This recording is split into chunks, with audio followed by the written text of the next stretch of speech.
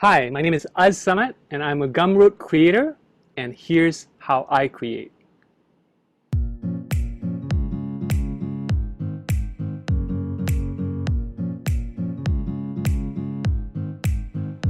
I'm a guitarist, composer, educator. And when I first started out, I was like super into like Nirvana and grunge music. And this was kind of the late 90s, and that got me into music. Later on, I started learning classical guitar, and I got really serious. I did the whole music degree thing. I went to Berklee College of Music. I studied jazz composition and guitar performance. I taught at Berklee. I was teaching the summer program there, the guitar summer program. I moved to San Francisco, lived in the Bay Area, was doing my master's in the US, and I moved back to Malaysia. And moving back to Malaysia, I've been like, doing all sorts of stuff, from playing with orchestra to doing session gigs, to writing music for short films. In fact, the most recent thing I've done is I wrote a rap song for a video game that just came out. Talking about creating courses and the stuff I do on Gumroad, I'm currently working on guitar and music courses. And most of these things are in Malay. I started off doing stuff in English because I was kind of targeting globally, but then I realized there was a gap in the Malaysian audience. People wanted to learn guitar, but English was a language barrier. So they started learning stuff in Malay, and when I posted videos in Malay on my YouTube channel and my Facebook, it got really good reception. So I started creating all these different courses, and the audience was not just from Malaysia. I started getting people from Singapore who read and spoke Malay, also people from Brunei as well.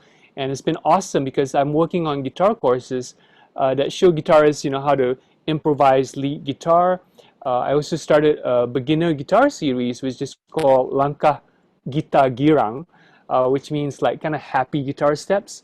And two of the volumes are out. It was also a guitar kind of thing.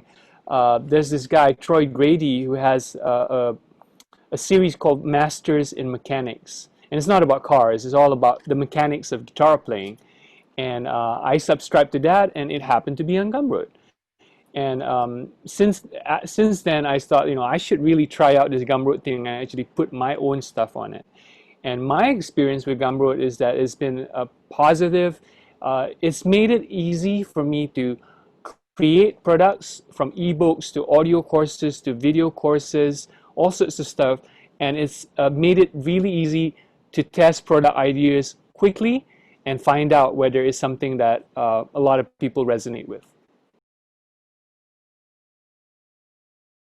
So my day usually begins with I have a routine now. I didn't used to have a routine because I consider myself kind of a creative and random person, but I find that having some kind of structure in the morning has helped me out a lot. So my basic structure is I send out a daily email in the morning to my mailing list. And that usually is, I'm sharing like personal stories, I'm sharing some idea that I'm working on, and I usually like, either promote a course or promote a new video or talk about what new project I'm working on. So the email goes out. The other thing I do that helps my creation process a lot in the morning is I do a Facebook live video. So I just go on Facebook and I usually teach something, teach a concept, a guitar thing, and then I usually mention a related course that I have on Gumroad or a related ebook that I have on Gumroad as well. And so that same video, in terms of the daily process, that same video from Facebook Live also becomes my YouTube video. I'll put it up on YouTube maybe later. I'll do a different thumbnail and stuff. And then I'll also use it on Instagram. Instagram, right now, the videos are up to 15 minutes. So if I do a longer Facebook Live, let's say half an hour, I'll edit it into 2 or 3 sections, depending what makes sense.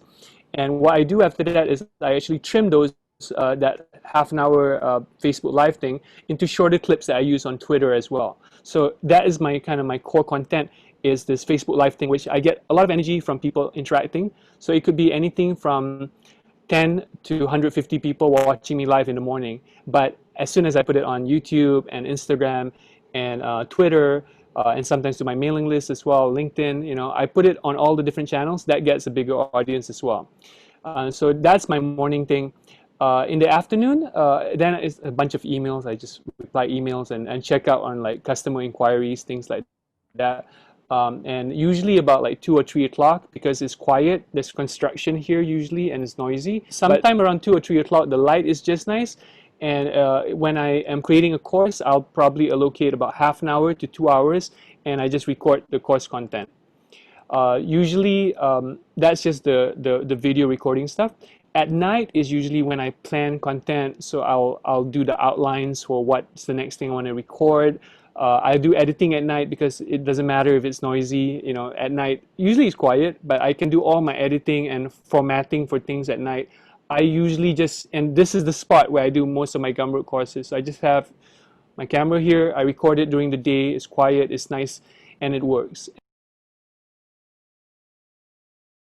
So when I write a song, it usually comes from a few different things. One is it comes from pure desperation, like needing to write something, you know. I think in terms of a creative, right, you just feel the need to create, even if no one asks you for a song, you want to create something.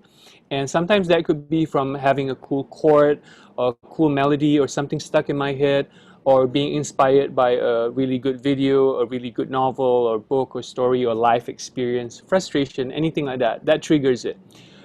I'll record a video. Once I get something together, I'll record a video of me performing it. So I'll usually just use my computer and record, or my phone or a GoPro.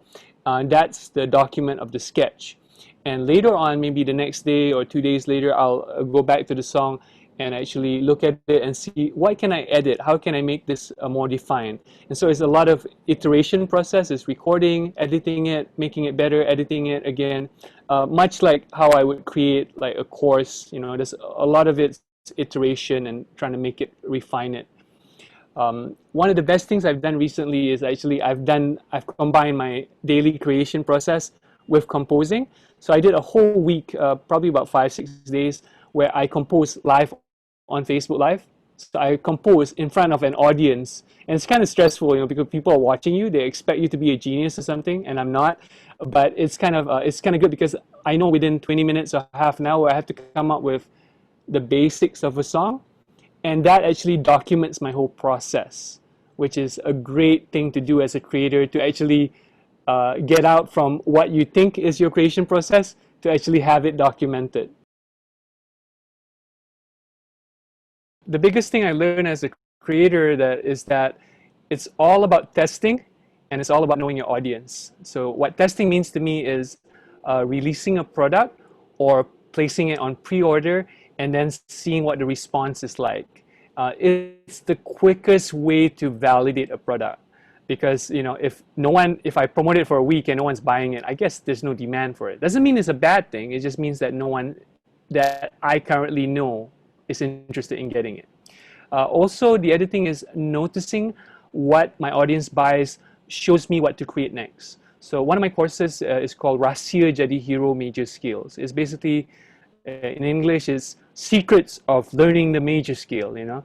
And it's my most popular course. I got 500 plus people who bought it, and that tells me that that topic is something that I should expand on, and which is what I did. I created spin-off courses based on what would cover the things that were missing in that course. You know, what's the logical next step? So that was my biggest learning. You know, testing and really observing the audience. What do people buy? What people like? What people resonate with? So I use the post feature the most because I update my products with new videos, with new PDFs and bonuses from time to time. And sometimes I just make an error in the PDF, you know, and that's what I love about digital products, because if I mess up and I miss a page or I make a typo or something, or the information's wrong, I can always update it. And the best thing about Gumroad is the post feature. I can actually update everyone who's bought the product and say, hey guys, I messed up. I'm really sorry, but here's the updated PDF. Or hey guys, guess what? You guys get a new video, no extra charge, you know, you get a new video. So the post feature, amazing, really good. So since becoming a full-time creator, it's been really amazing because I can reach such a large audience. I can work on my own schedule, kind of follow my own biorhythm. You know, I don't like to wake up early. I'm like 9:30 is early for me, but that gives me time to kind of wake up and do my own thing. And so kind of like I'm my own boss, and I can work from home, and I just use my basic tools. I'm just using my video editing software. I'm doing my notation software. Zero travel time because it's literally from like my bedroom to the living room. It's awesome. Just like walking, I can have breakfast and then just walk here and make stuff. And because of the internet and because of the infrastructure that Gumroad gives me, I can reach out to people. So it's gives me a lot of time to be creative. Exciting, fun, creative, power, freedom. So my future plans is I want to create a subscription service. So I've been making courses, and they've been kind of just following the flow. And I really want to create a subscription service where I can consistently create a new course every month for a dedicated audience. Not so much like the Netflix kind of thing, but more of like, hey, you subscribe to this, you're gonna get this new course, before everyone else. And I think that that's my next thing, creating the subscription service and also creating larger courses. So most of my courses are like 1 to 2 hours long. I would love to create a longer, more in-depth course. I have some drafts of ideas, and that's kind of my next direction.